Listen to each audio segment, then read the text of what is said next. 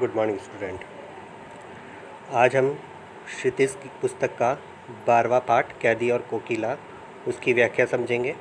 कवि हैं माखनलाल चतुर्वेदी। सबसे पहले जीवन परिचय देख लेते हैं।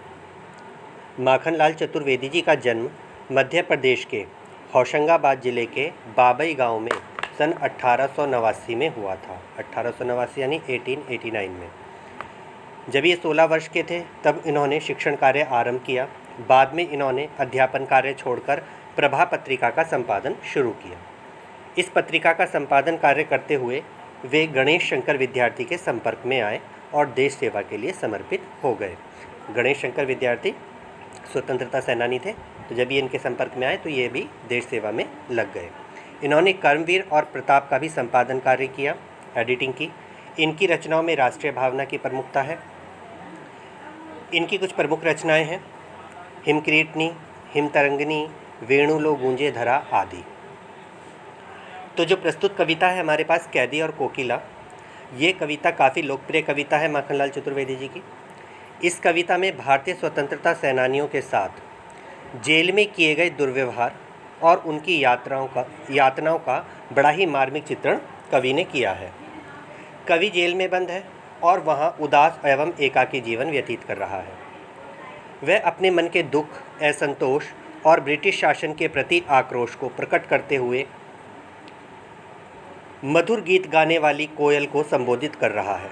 कवि को लगता है कि कोयल पूरे देश को एक जेल के रूप में देख रही है, इसलिए आधी रात को चीख रही है। तो कविता स्टार्ट करते हैं। क्या गाती हो, क्यों रह जाती हो, कोकिल बोलो तो। क्या लाती हो, संदेशा किसका है, कोकिल बोलो तो। आधी रात में कोयल को बोलता हुआ देख करके कवि उससे कह रहा है कि हे कोयल, तुम इस आधी रात में क्यों बोल रही हो? क्या तुम किसी का संदेशा लेकर आई हो जो तुम हमें बताना चाहती हो? ऊंची काली दीवारों के घेरे में, डाकू चोरों बटमारों के डेरे में, जीने को देते नहीं पेट भर खाना, मरने को भी देते नहीं तड़प रह जाना। तो कवि कहता है कि हम इस काली दीवारों के घेरे में बंद हैं जो बहुत ऊंची ऊंची हैं, अर्थात हम जेल में बंद हैं और यहाँ पर अंग्रेज़ जो हैं वो डाकुओं की तरह, चोरों की तरह और बंदूक की बटों से हमें मारते हैं। ये हमें जीने नहीं देते हैं और ना ही ये हमें मरने देते हैं, अर्थात ना तो ये हमें पेट भर खाना देते हैं और ना ही ये हमें भूखा छोड़ते हैं, अर्थात ये हमें दिन रात यातनाएं देते हैं, हमें तड़पाते रहते हैं। जीवन पर अब दिन रात कड़ा पहरा है, शासन है या तम का प्रभाव गहरा है। अंग्रेजी शासन की तुलना यहाँ पर कवि ने अंधकार से की है। तो कहता है कि ये अंग्रेजी शासन है या चारों ओर फैला अंधकार है, जी क्योंकि हमारे जीवन पर दिन रात इन सैनिकों का कड़ा पहरा रहता है। हिमकर निराश कर चला रात भी काली, इस समय काली माँ मई जगी क्यों आली। हिमकर यानी चंद्रमा, कि चंद्रमा भी निराश होकर इस रात को अंधेरी छोड़कर चला गया है। फिर इस काली रात में तू क्यों जग रही है, तू क्यों बोल रही है। आगे कवि कहता है क्यों हुक पड़ी वेदना बोझ वाली सी, कोकिल बोलो तो। आगे कवि ने क्या कहा कि तू इस रात में क्यों हुक रही है, अर्थात बोल रही है, हुक माने आवाज़। तू क्यों बोल रही है, क्या तेरे मन में कोई बोझ है या कोई तेरे मन में वेदना है, दुख है। हे कोयल बोलो, तुम इस अर्धरात्रि में क्यों बोल रही हो।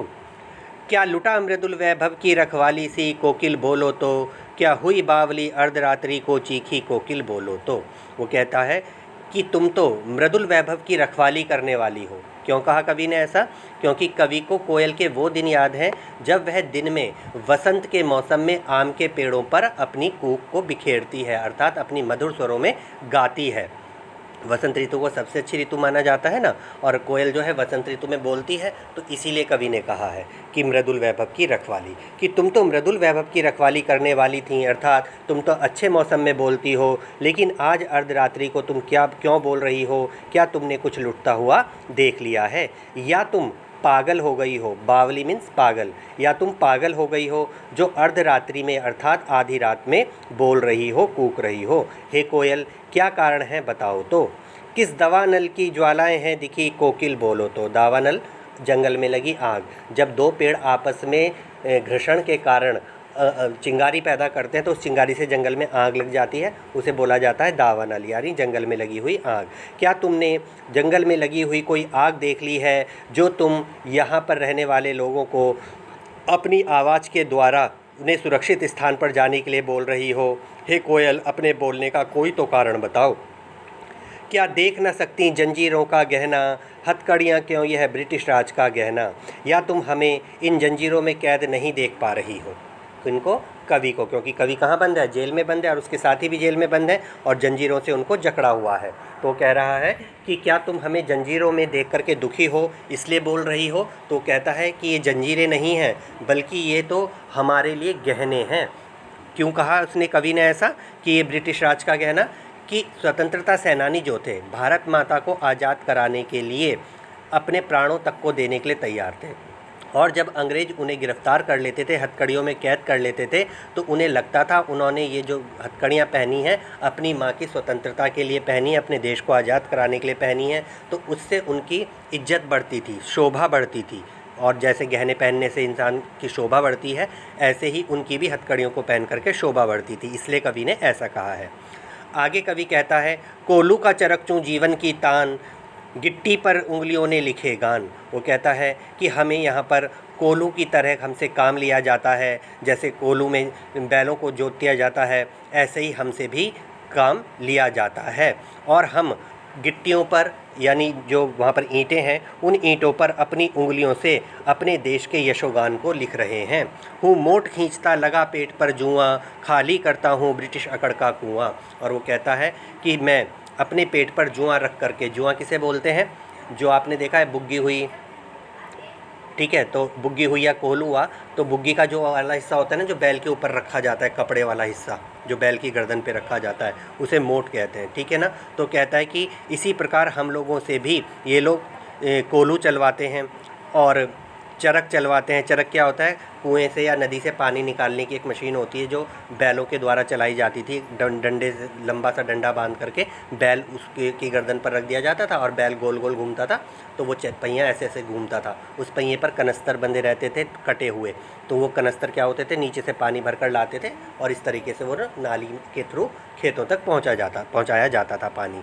तो उसी के लिए उसने कहा कि हम लोगों को भी मोट खींचना पड़ता है और हम अपने पेट पर कपड़ा बांध करके उस मोट को खींचते हैं और ब्रिटिश अकड़ के कुएं को भी खाली करते हैं। अर्थात हम अपनी जुझारूपन से और अपनी ताकत से और अपनी हिम्मत से ब्रिटिश शासकों के भी अकड़ को ढीला कर रहे हैं। दिन में करुणा क्यों जगे रुलाने वाली, इसलिए रात में गजब ढा रही आली। कि तू दिन में शायद लोगों को करुणा में नहीं डालना चाहती है, उन्हें दुखी नहीं देखना चाहती है, इसलिए रात में तू बोल रही है। इस शांत समय में अंधकार को भेद रो रही क्यों हो, कोकिल बोलो तो। और वो कहता है फिर वही बात कि इस शांत समय में, अर्थात इस अर्धरात्रि में बोलकर तुम इस अंधकार को क्यों चीर रही हो, चुपचाप मधुर बीज विद्रोह इस भांति बो रही क्यों हो, और तुम चुपचाप विद्रोह के बीजों को क्यों बो रही हो, अर्थात तुम क्रांति का संदेशा क्यों दे रही हो इस रात्रि में। आगे कवि कहता है, काली तू रजनी भी काली, शासन की करनी भी काली, काली लहर कल्पना काली, मेरी काल कोठरी काली, टोपी काली कमली काली, मेरी लोह श्रृंखला काली, पहरे की हूँ कृति की व्याली, तिस पर है गाली ये आली। यहाँ पर काली शब्द से कविता में एक अलग ही चमत्कार उत्पन्न हुआ है, और इस काली शब्द के द्वारा जो कवि है वह अंग्रेजी शासन के अंधकार को प्रकट करना चाहता है। तो वो कहता है, काली तू रजनी भी काली, रजनी माने रात, कि तेरा भी रंग काला है, कोयल काली होती है ना, तो तेरा भी रंग काला है और इस रात का रंग भी काला है। शासन की करनी भी काली, और जो ये ब्रिटिश शासन है इसके कार्य भी काले ही हैं, इसकी करतूतें भी काली हैं। काली लहर कल्पना काली, लहरें भी काली हैं, रात के समय लहरें कैसी दिख रही हैं, काली दिख रही हैं, और हमारी जो कल्पनाएं हैं वो भी अंधकार से भरी हुई हैं, इसलिए उसने कल्पनाओं को भी काली कहा है, क्योंकि उन्हें समझ नहीं आ रहा है कि क्या हमें इस शासन से कभी मुक्ति मिलेगी। मेरी काल कोठरी काली, वो कहता है जिस कोठरी में मुझे बंद किया गया है यहाँ भी घोर अंधकार है, अर्थात काला अंधेरा छाया हुआ है। टोपी काली कमली काली, कि जो हमें काला कंबल दिया गया है वो भी काला है, और ये जो यहाँ पर सिपाही पहरा दे रहे हैं इनकी टोपी भी काली है। मेरी लोह श्रृंखला काली, और मेरे हाथों में जो हथकड़ियाँ पहनाई गई हैं उनका भी रंग काला है। पहरे की हूँ कृति की व्याली, और हमारे चारों ओर जो पहरा है उसकी आवाज़ें एक सांप की भांति हमें घेरे हुए हैं, अर्थात सिपाही चारों ओर घूम रहे हैं। तिस पर है गाली ये आली, और उस पर भी ये हमें गालियाँ दे रहे हैं। हे सखी, आली माने सखी। इस काले संकट सागर पर मरने की मदमाती कोकिल बोलो तो। वो कहता है कि तुम क्यों मदमस्त हो रही हो, और इस काले संकट को देख करके तुम क्या कहना चाहती हो। हे कोयल, अपने बोलने का कारण बताओ। अपने चमकीले गीतों को क्यों कर हो तहराती कोकिल बोलो तो। तुम तो अपने चमकते हुए गीतों के लिए जानी जाती हो, तो फिर इस रात में क्यों बोल रही हो। अपने बोलने का कारण बताओ। तुझे मिली हरियाली डाली, मुझे नसीब कोठरी काली। आगे वो कहता है कि तुझे तो हरियाली मिली है, तू स्वतंत्र है, तू हर जगह उड़ सकती है, और मैं यहाँ कैद हूँ। तो कवि यहाँ पर क्यों निराश है? कवि इसलिए निराश है क्योंकि वो काल कोठरी में कैद है और अपने देश के लिए कुछ नहीं कर पा रहा है, जबकि कोयल क्या है? स्वतंत्र है, वो हर जगह जा सकती है। आगे उसने कहा, तेरा नभ भर में संचार, मेरा 10 फुट का संसार। कि तू तो संपूर्ण विश्व में घूम सकती है, किंतु मेरे लिए तो ये 10 फुट की काली कोठरी है, मैं बस यहीं रह सकता हूँ, यहीं घूम सकता हूँ। तेरे गीत कहावे वाह, जब तू बोलती है, गाती है, तो सब वाह वाह करते हैं। रोना भी है मुझे गुनाह, और अगर मैं रो जाऊँ तो वो मेरे लिए गुनाह है, क्योंकि अगर मेरी आंखों से आंसू बहेंगे तो लोग सोचेंगे शायद मैं जेल की यातनाओं से डर गया हूँ, इसलिए मैं तो रो भी नहीं सकता हूँ। देख विषमता तेरी मेरी, कि देख तेरे और मेरे बीच में कितना अंतर है। बजा रही तिस पर रणभेरी, और उस पर तू ये रणभेरी बजा रही है, यानी युद्ध में बजाए जाने वाला बाजा, तू वो बजा रही है। इस हुंकृति पर अपनी कृति से और कहो क्या कर दूँ, कि तेरी जो ये हुंकृति है, तेरी ये जो आवाज़ है, इस आवाज़ से बता मैं क्या कृति लिखूँ, क्या रचना करूँ। कोकिल बोलो तो, हे कोयल बोलो। मोहन के व्रत पर, मोहन यहाँ मोहनदास करमचंद गांधी के लिए प्रयोग किया गया है, अर्थात गांधी जी के लिए प्रयोग हुआ है। तो मोहन के व्रत पर, मोहन का व्रत क्या है? सत्य अहिंसा। प्राणों का आसव किस में भर दूँ, कि मैं महात्मा गांधी के व्रतों का पालन करते हुए किन लोगों में अपने प्राणों को भरूँ। हे कोकिल बोलो, तुम क्यों अर्धरात्रि में बोल रही हो। तो ये हमारी कविता थी बेटा, कैदी और कोकिला। अगले पाठ की व्याख्या अगले वीडियो में। God bless you.